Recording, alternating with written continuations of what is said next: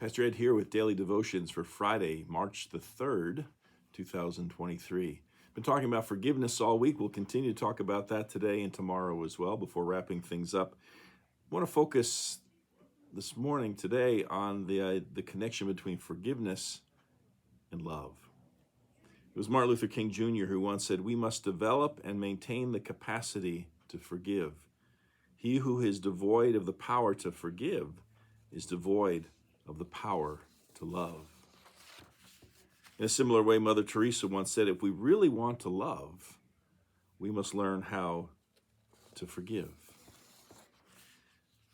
I've talked about Corrie ten Boom in my sermon, and I think also this week as well. She was a Dutch Christian who lived during the Second World War. She and her father and sister were arrested by the Nazis for harboring Jewish people. They were sent. The father died shortly after their arrest. She and her sister ended up in the Ravensbrück concentration camp where her sister died. Corrie managed to survive, and then for the rest of her life taught powerfully, eloquently about the power of forgiveness and the need for forgiveness. She writes, "It was in a church in Munich that I saw him, a balding, heavy-set man in a gray overcoat, a brown felt hat clutched between his hands. People were filing out of the basement room where I had just spoken, moving along the rows of wooden chairs to the door at the rear. It was 1947, and I had come from Holland to defeated Germany, with the message that God forgives.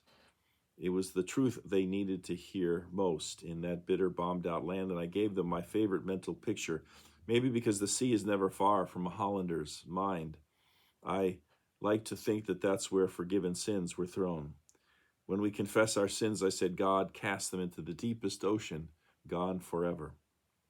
Well, the solemn faces stared back at me, not quite daring to believe. There were never questions after a talk in Germany in 1947. People stood up in silence collected their wraps, in silence left the room. And that's when I saw him working his way forward against the others. One moment I saw the overcoat and the brown hat, the next the blue uniform and a visored cap with its skull and crossbones. It came back to me with a rush, the huge room with its harsh overhead lights, the pathetic pile of dresses and shoes in the center of the floor, the shame of walking naked past this man.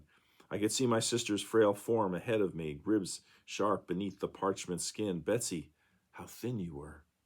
Betsy and I had been arrested for concealing Jews in our home during the Nazi occupation of Holland, and this man had been a guard at Ravensbrück concentration camp where we were sent. Now he was in front of me, his hand thrust out. "A fine message, Fraulein. How good it is to know that, as you say, all our sins are at the bottom of the sea." And I, who had spoken so glibly of forgiveness, fumbled in my pocketbook rather than take that hand.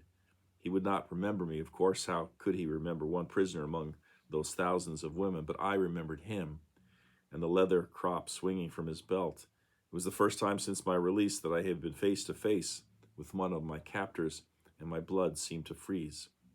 "You mentioned Ravensbrück in your talk," he was saying. "I was a guard there." No, he did not remember me. "But since that time, he went on, I've become a Christian. I know that God has forgiven me for the cruel things I did there, but I would like to hear it from your lips as well. Fraulein," again the hand came out, "will you forgive me?"